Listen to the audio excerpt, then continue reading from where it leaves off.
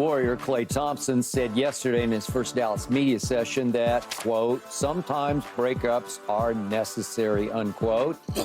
And Klay said that with the Mavericks, I don't think you can stick to me as much as you could do in the past. With guys like Luka and Kyrie out there, that was attractive to me. So, Paul, what do you make of what Klay said? Well, when you look at the Golden State Warriors offense, you know, it really was predicated on ball movement and cutting. And Klay, when you look at some of his big games, a lot of just coming off the down screens. And right here, he's not going to have to do all of that. They're going to create the offense for him now.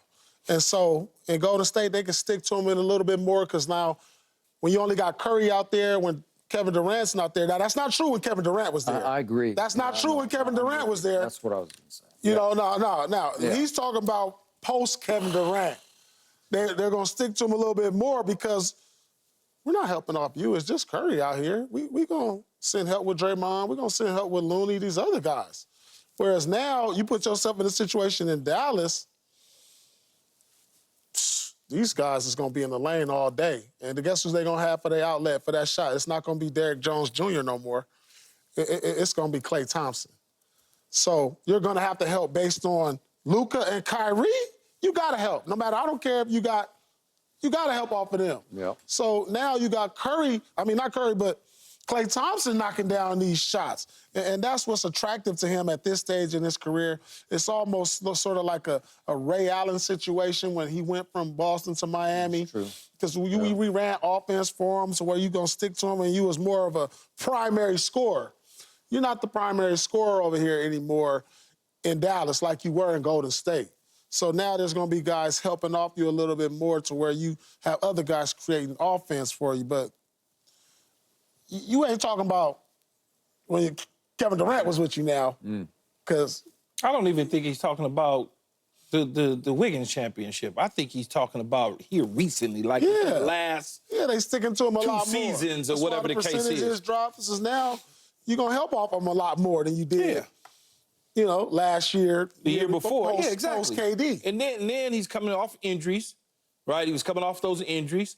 And then when you look at it, I mean, it sounds like he just meant Golden State Warriors. But we all know, if you're smart enough to know, he ain't talking about no damn Kevin Durant, no Steph Curry, no Draymond Green, no Iggy, none of those guys. He's just talking about here recently. Yeah, exactly. That's all he's saying. He ain't throwing no shade. He's just saying, no, it ain't no shade. I now could get to my spot, catch and shoot, because as long as, because he's the type of player, dribble, you can get it, and he can knock it down. Where other guys would stand over there while they dribble, and blow the air out of it and pass it to him, and they can't just knock it down with 2 seconds left on the clock. He can do that and be comfortable doing it. So it's a perfect fit for him with Luka and Kyrie with the ball in their hands. At this stage, it's perfect.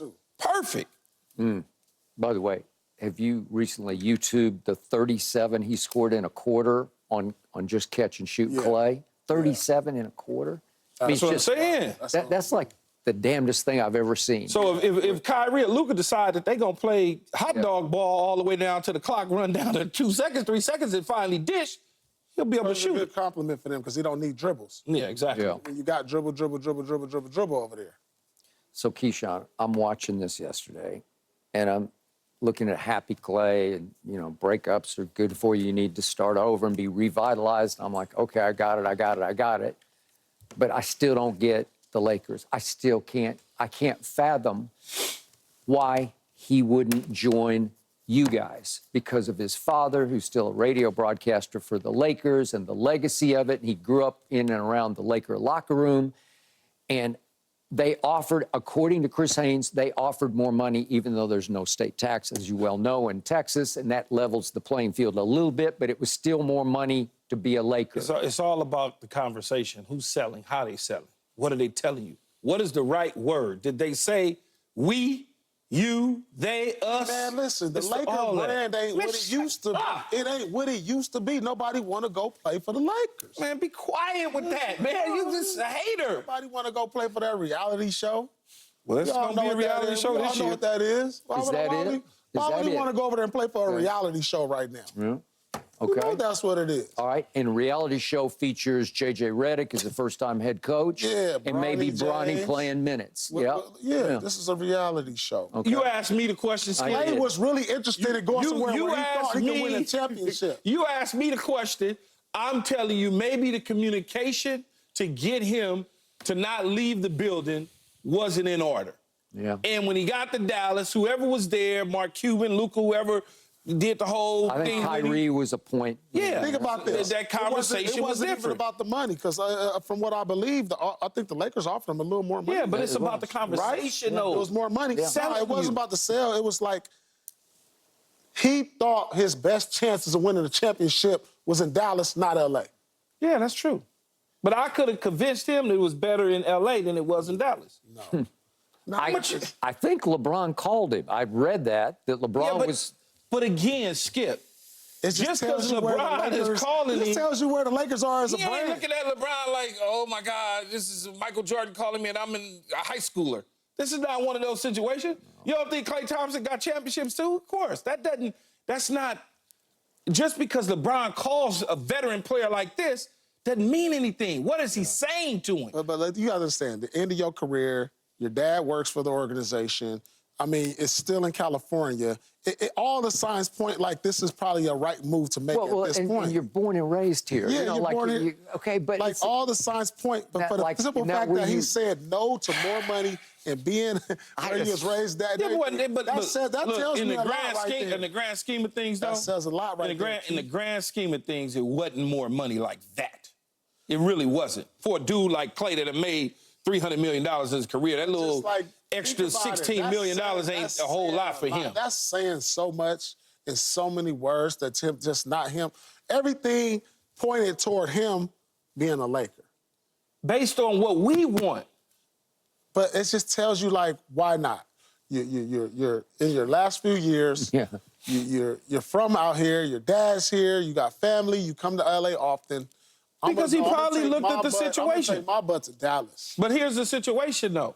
and it's up the road. Skip, if I'm looking at a team and a team comes to acquire me and I don't know what their full plan is, I already know there's two guys that's there.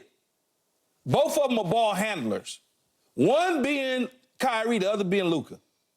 I don't know if D'Angelo Russell's going to be here. Who we getting? Yeah. What we getting?